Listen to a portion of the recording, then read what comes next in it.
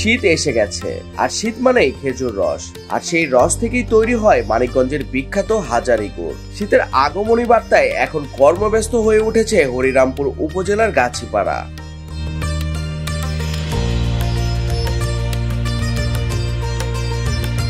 খেজুর গাছ ঝাড়া, মাটির চুলা বানানো, হাড়িয়ার জ্বালা পরিষ্কার, সবকিছুতেই এখন চলছে জোর প্রস্তুতি।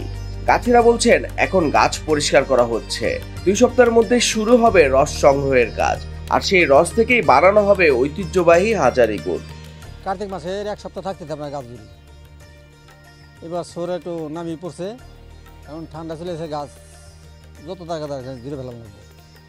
আমার মোটামুটি 80-85টা গাছ জোড়া হয়ে গেছে, আরও 15-20টা গাছ জোড়া আছে।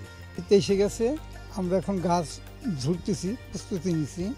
তো প্রায় গাছই জোড়া শেষের দিকে, কিছু গাছ ঝুড়বে আছে, ঝুড়তেছি।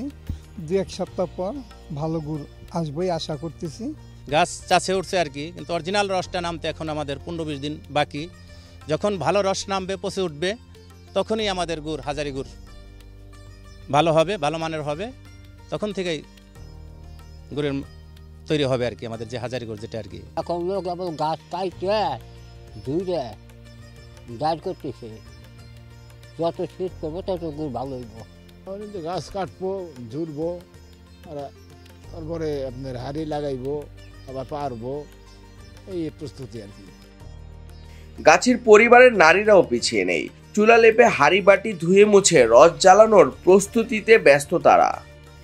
প্রতি বছরে কার্তিক মাস আসে, আমরা বাইন দেই, তারপরে গাছ ধরে এই মাত্র কেবল শুরু করলাম আমরা। এখন গাছ ধুতেছে, গাছ ধরে তারপর রস নামাইব, বাইনে জাল দিব, গুড় বানাইব। রস খালি গাছে উঠবো, গাছ কাইটা আনি দিব রস, আমরা লাকড়ি রোদ্রে দিমু, আমরা জাল দিমু, ওই হাড়ি পাতিল ধুমু, হাড়ির কাছে বসে রয়েছে, গরম পানি দিয়ে ধুমু, ঠান্ডা পানি দিয়ে ধুলে চলবে না। ভালো করে মনে করেন জাবা দিয়ে ডইলে উপর করা লাগবে, আবার ফের শুকাবে, আবার ফের খাড়া করতে হবে, আবার রোদ শেখায় থাকলে নিয়ে রোদ্রে দিতে হবে। প্রায় 150 বছরের ঐতিহ্য ধরে রাখা হাজারী গুড়কে কেন্দ্র করে মানিকগঞ্জকে ব্র্যান্ডিং করা হয়েছে, জানালেন জেলা প্রশাসক। গাছিদের আশা, আবহাওয়া ভালো থাকলে এবছর হাজারী গুড়ের উৎপাদন আরও বাড়বে। গাছিরা সবসময় সরকার থেকে এবং জেলা প্রশাসন থেকে যেই সহযোগিতাগুলো পেয়ে থাকছে সেগুলো পাবে।